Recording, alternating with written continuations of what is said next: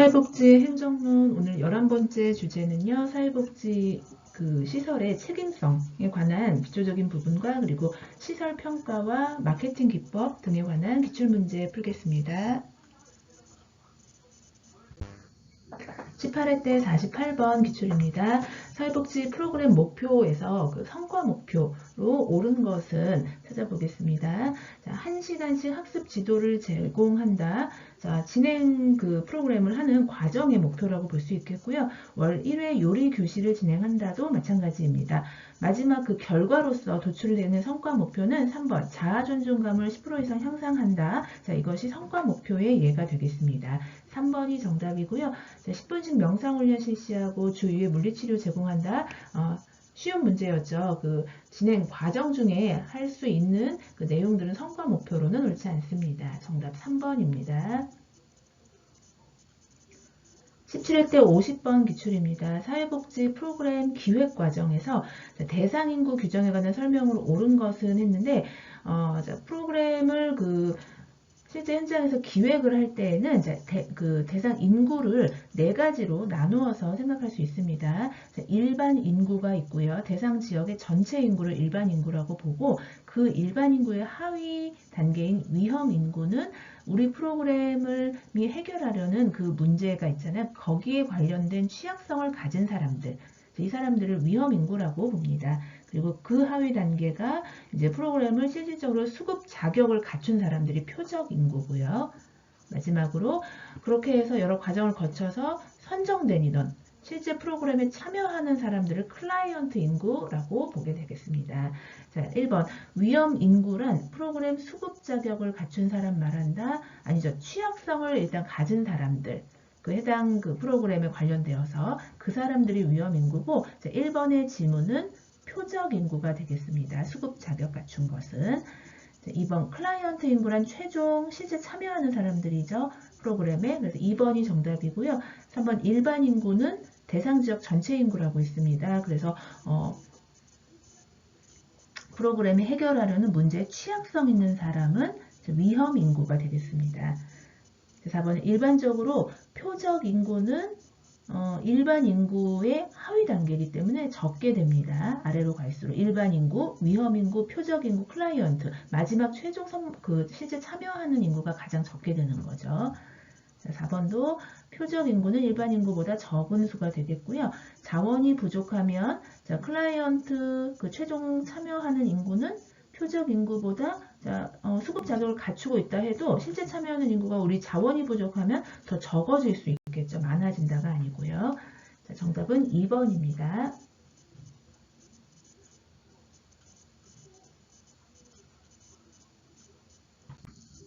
11회 때 31번 기출입니다. 자, 프로그램의 성과 목표를 작성하는 SMART 기준이 있는데요. 자, 이에 해당하지 않는 것은 1번 구체적이다. S 맞고요. 자, 2번에 측정 가능, measurable 맞습니다. 3번에 획득 가능 맞는 거고요. 4번에 관계지향적이 틀린 거죠. 자, R로 시작되는 것은 relation이라기보다는 result, 결과지향적이 맞겠습니다. 관계지향이 아니고 result oriented, 결과지향적이다라고 보면 되겠습니다. 해당하지 않는 건 4번이고요. 자, 5번에 T, 시간 관련은요, time related가 맞는데 구체적으로 시간이 제한적이라는 거. 자, 이 프로그램을 운영하는 데 있어서 그리고 시간을 구조적으로 사용해야 된다는 거. 이런 것들이 시간 관련 목표 작성 기준이 되겠습니다. 해당하지 않는 것은 4번입니다.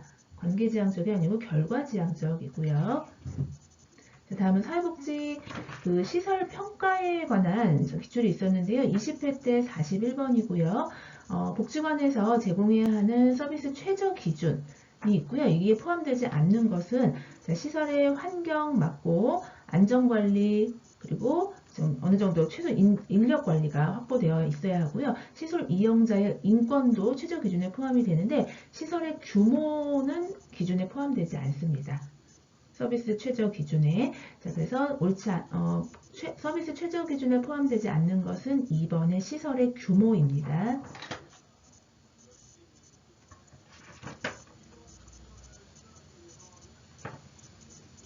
다음은 16회 때 42번 기출이었고요. 사회복지사업법상 사회복지 시설평가에 관한 설명으로 옳은 것은 1번 이 시설평가의 최저 기준은요. 보건복지부 장관이 고려해서 평가 기준을 정하는 겁니다.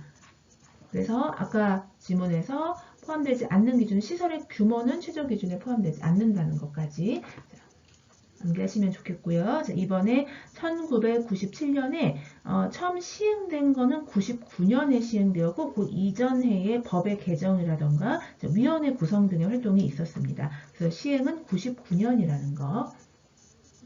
3번에 보건복지부 장관과 시군구장까지 가지 않고 시도지사가 시설평가의 주체입니다. 보건복지부 장관과 시도지사가 시설평가의 주체이다.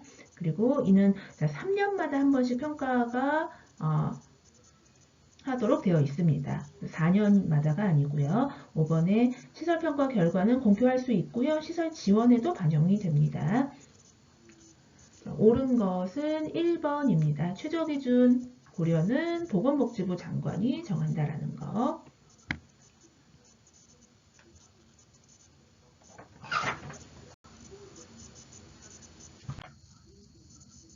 네, 다음은 19회 때 48번 기출이었습니다. 우리나라의 사회복지시설 평가제도에 관한 설명으로 옳은 것은 아까 한 것처럼 3년마다 실시되고요. 5년마다 아니고요. 평가의 비공개가 원칙인 게 아닙니다. 자, 결과 공표되고 또 시설 지원에도 반영이 됩니다. 그리고 평가 결과 시설 지원에 반영되고요. 기억 리을 해서 정답은 2번이었고요.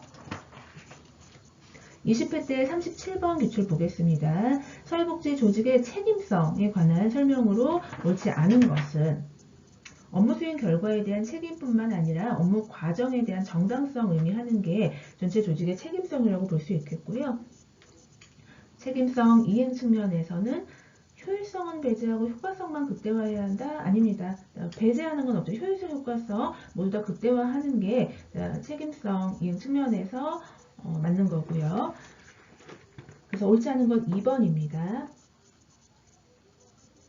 한번 지역사회와의 관계뿐만 아니라 그 조직 내에 상호작용에서도 정당성 확보해야 하는 것, 사회복지 조직의 책임성 해당되고요. 정부 및 재정자원 제공자, 사회복지 조직, 그리고 복지 전문직, 클라이언트 등에게 책임성을 입증해야 하는 의무가 있습니다. 클라이언트 집단의 욕구 충족시키고 당면한 사회 문제는 해결하고 있다라는 증거도 보여줘야 되겠습니다. 이것이 사회복지 조직의 책임성에 해당되고요. 자, 옳지 않은 것은 2번입니다. 효과성, 효율성, 자, 배제되지 않고 모두 다 극대화해야 하는 것이 책임성에 해당이 됩니다. 제 12회 때 30번 기출입니다. 책임성이 있는 그 조직 내 관리자의 자세에 관한 설명으로 옳지 않은 것은 지역사회의 다양한 이해 집단에 대해 정확하게 파악한다 맞겠고요. 클라이언트 집단의 관점이 배제되지 않도록 주의한다. 자, 맞습니다. 조직 운영에 있어서 그 조직 내 의견만이 아니라 외부 이용자인 클라이언트의 관점도 유념해야 되겠습니다. 자, 개별 서비스 제공자 활동을 통제하지 않는다라고 했는데요. 자, 조직을 운영하면서 여러 그 외부에서의 서비스 개별 제공자도 활용을 할 수가 있겠죠. 자원에 있어서 그때는 그 모든 많은 개별 서비스 제공자의 활동은 통제를 할 수 있어야 되겠습니다. 조직 내 관리자는. 그래서 통제하지 않는다 했기 때문에 3번이 정답이고요. 조직 내 서비스 제공자의 업무 수행 파악해야 되고 동원된 자원의 사용에 관한 정보도 공개하는 게 원칙입니다. 자, 관리자의 자세에 대해서 맞지 않는 것은 3번이었습니다. 10회 때 52번 기출이었고요. 사회복지 행정의 책임성의 기준으로 옳은 것을 모두 고른 것은 명문화된 법적 기준이 있어야 된다 맞고 사회복지 행정 이념도 전제되어야겠습니다. 사회복지 조직인 만큼 공익이 고려되어야 하는 거고요. 고객의 요구, 클라이언트죠. 반영해야 되는 것도 맞습니다. 책임성의 기준, 기억, 니은, 디귿, 리을 정답 5번이었습니다.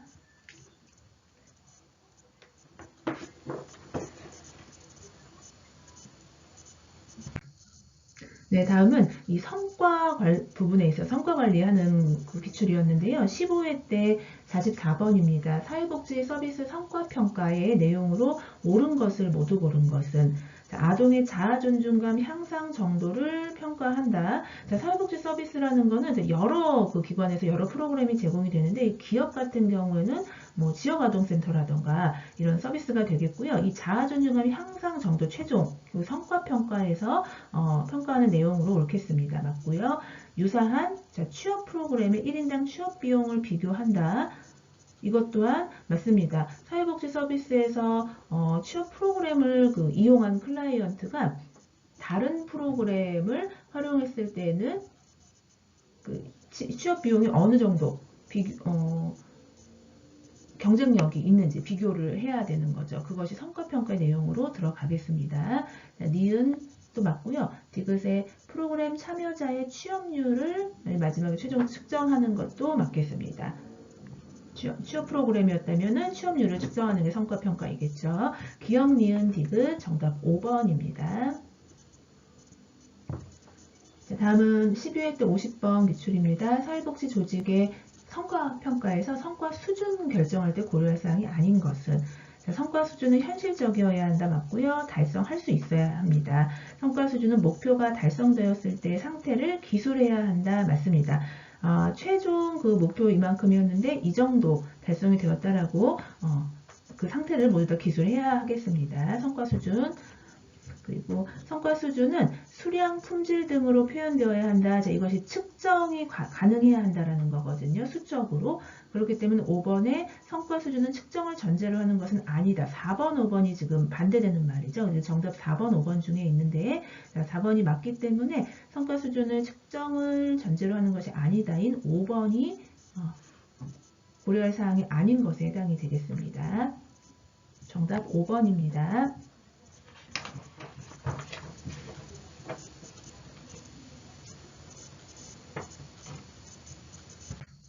20회 때 38번 기출이 있었는데요. 자, 다음에서 설명하는 이제 마케팅 기법과 특징에 관한 기출입니다. 마케팅 방법 찾아보겠습니다. 자, A 초등학교의 학부모들이 사회복지사에게 본인들의 자녀와 연령대가 비슷한 아이들을 돕고 싶다고 이야기를 했고, 이에 사회복지사들은 월 1회 아동문화체험 프로그램을 기획해서 이들을 후원자로 참여할 수 있도록 요청을 했다고 합니다. 자, 그 지문 중에는 다음 마케팅 기법이 있겠는데요.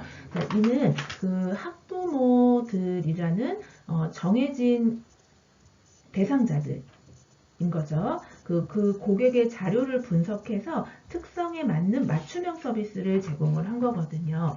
그 연령대가 비슷한 아이들을 대상으로 한 아동문화체험 프로그램이고요. 이것은 5번의 고객관계관리 마케팅에 해당이 되겠습니다. 고객관계관리 마케팅.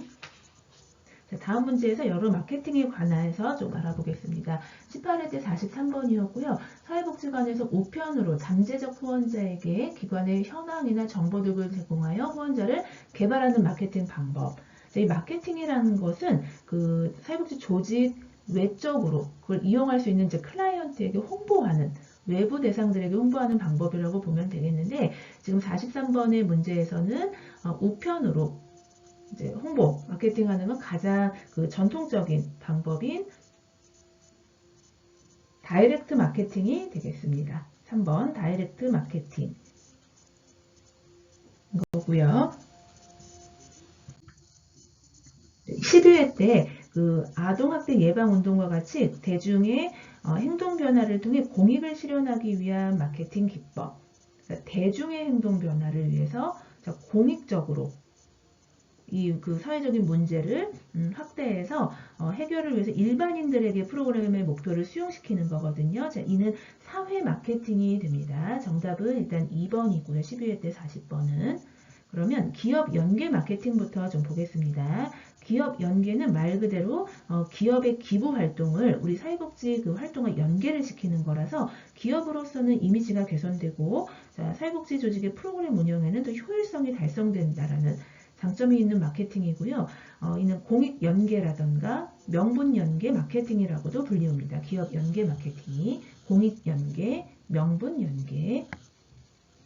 그리고 사회 마케팅은 되고 3번의 데이터베이스 마케팅은 말 그대로 DB, 고객의 정보 또는 산업 정보 이런 다양한 정보들을 분석해서 홍보 전략, 마케팅 전략을 수립하는 거 이게 되겠고 고객관계 마케팅은 아까 그 초등학교에서 학부모들 대상으로 다른 아이들도 도울 수 있게끔 자원을 또 모집하고 프로그램 개발하는 거잖아요. 이런 고객관계 마케팅은 고객의 자료를 분석해서 그 특성에 맞는 맞춤형 서비스를 제공을 하는 겁니다. 그래서 좀 더 가치 있는 고객을 파악하고 유지하는 그런 방법이 되는 거죠. 그리고 인터넷 마케팅은 말 그대로 인터넷 홈페이지, 기관의 홈페이지 홍보를 통해서 후원자를 모집한다거나 모금을 하는 마케팅 방법이 되겠습니다. 그리고 아까 다이렉트 마케팅이 가장 전통적인 후원 요청 편지를 발송하는 그런 홍보 방법이 되겠습니다. 자, 40번의 12회 때 40번은 일단 정답 2번이 되겠습니다. 대중변화, 공익실현, 이를 위한 마케팅은 사회 마케팅입니다. 정답 2번이고요. 21회 때 45번 기출문제 보겠습니다. 이제는 비영리 조직의 마케팅의 특성입니다. 이에 옳지 않은 것은 아무래도 이윤 추구보다는 사회적 가치 실현에 주안점을 두는 게 비영리 조직이고요. 마케팅에서 교환되는 것은 유형보다는 무형의 서비스가 대부분입니다. 영리 조직에 비해서는 인간의 태도나 행동을 변화시키는 것에 조금의 한계가 있고 어려운 점 있는 거 맞고요. 서비스의 생산과 소비가 동시성을 고려돼야 하는 것도 맞습니다. 조직의 목표 달성과 측정이 용이하다 했는데 기본적으로 사회복지 조직은 그 목표 어떤 달성에 정확한 그 측정 척도가 부재하다라는 특징이 있거든요. 그래서 특정이 비영리 조직이라고 용이한 것은 맞지 않습니다. 정답 5번입니다. 10회 때 38번이었는데요. 사회복지 마케팅에서 고려해야 할 서비스 특성으로 옳은 것은 표준화된 서비스로 대량 생산할 수 있다? 아니죠. 이거는 뭐 공장에서 물건 찍어내듯이 하는 게 아니고 사회복지는 사람 대상, 클라이언트이기 때문에 대량 생산하고는 맞지 않고 표준화도 아닙니다. 자, 개별화된 서비스가 맞겠고요. 이번에 대체로 목표 달성에 대한 측정이 좀 어렵다라고 했습니다. 사회복지는 일반적으로 서비스가 소비자가 서비스를 이용하기 전이 아니라 이용한 후에 평가하는 거죠. 서비스의 생산과 소비는 주로 동시성을 고려를 해야 되겠습니다. 분리된다가 아니고요. 제공된 서비스를 반환하거나 되팔기 어려운 게 맞죠. 무형 서비스가 거의 대부분일 수도 있고 되팔기는 어렵다라고 하는 게 사회복지 서비스의 특성입니다. 정답은 5번입니다. 다음은 마케팅 관련 여러 개념들 있었는데요. 21회 때 46번에 그 마케팅 믹스라고 해서 4P가 나오게 되는데 이에 관한 설명으로 옳은 것은 먼저 4P라고 하는 것은 제품, 프로덕트가 있고요. 가격, 프라이스, 그리고 판매 촉진, 프로모션도 들어갑니다. 그 다음에 입지, 플레이스까지가 되겠는데 이에 관한 먼저 설명을 한번 보겠습니다. 기업, 유통, 플레이스라고 하는데요. 네, 또는 입지라고도 볼 수 있겠습니다. 유통, 입지. 이는 고객이 서비스를 쉽게 이용할 수 있도록 하는 조직적 활동, 그러니까 마케팅 하는 데 있어서 장소를 개발한다거나 고객의 접근 편리성이 어느 정도 되는지 지역을 파악하고 그 전략을 세우는 게 유통 플레이스 마케팅 믹스 4P에 포함이 됩니다. 기억 맞고요. 가격은 프라이스 4P 역시 포함이 되지만 판매자가 이윤 극대화를 위해서 임의로 설정하는 금액, 일반 그 사기업과는 사회복지 조직은 좀 다를 수가 있겠습니다. 이윤 극대화라기보다는 가격을 결정해서 후원금을 또 개발하는 이런 전략이 마케팅 믹스 가격 프라이스에 해당이 되는 겁니다.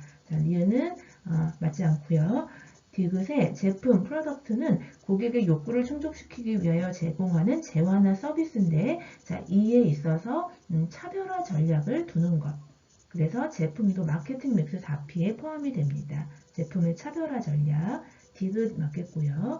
촉진, 홍보라고 볼 수 있겠죠. 프로모션, 판매 실적에 따라 직원을 승진시키는 제도 내부적인 것보다는 이 마케팅 외부적으로 이벤트를 제공한다거나 자원봉사자를 활용하는 뭐 이런 전략을 쓴다거나 이런 것이 프로모션에 해당이 됩니다. 4P 중에는.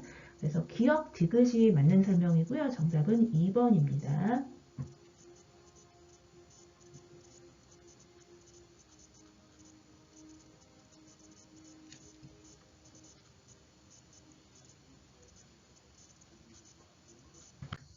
자, 19회 때 45번 기출입니다. 역시 마케팅 믹스 4P에 해당하지 않는 것을 했는데요. 자, 지문 중에서는 5번의 성과, 퍼포먼스는 4P에 포함이 되지 않습니다. 또는 플랜이라는 기획이라던가 그 다음에 사람, 퍼슨, 과정, 프로세스 이런 것들은 4P에 해당되지 않고 외부에 홍보해야 하는 마케팅 믹스의 4P는 행정론에서는 제품 가격, 판매 쪽 촉진, 입지 또는 유통이 되겠습니다. 제품 가격, 판매 촉진, 입지가 해당이 됩니다. 그래서 옳지 않은 것은 5번입니다. 자, 9회 때 사회복지 마케팅에서 시장 세분화 정도가 나왔었는데요. 45번이었고요. 이 세분화 정도가 가장 높은 것은 했는데 지역적인 문제 나왔었고요. 자, 일단은 시장을 세분화하는 기본 마케팅에는 첫 번째 대중 마케팅, 이게 대량 마케팅에 해당이 되는 거고요. 조금 더 세분화하는 세분화 마케팅 나오게 되고, 더 세분화가 좀 높아지는 게 틈새 시장 마케팅, 그리고 강도가 제일 세분화 정도가 높은 게 미시적 마케팅이 되겠습니다. 대량 마케팅, 세분화 마케팅, 틈새 시장 마케팅, 미시적 마케팅. 요 순서로 세분화 정도가 높아지기 때문에 이 중에서 가장 높은 것은 3번 미시적 마케팅이 되겠습니다.